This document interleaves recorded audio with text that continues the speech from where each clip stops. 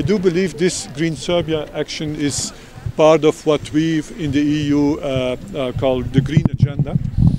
The Green Agenda, and 3 points I want to make on that. First of all, within the EU, we have been subscribing to the Paris Agreement, and we are confronted with the consequences of climate change every day. Also in my country, last year we had serious floodings in my country.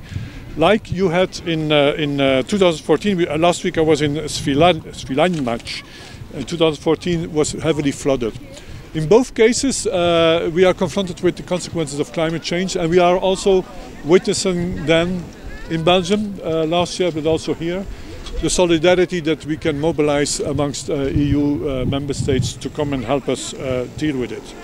But it's clear, and this has been mentioned earlier this week by the International Climate Panel, there is no time to waste. We have to act quickly.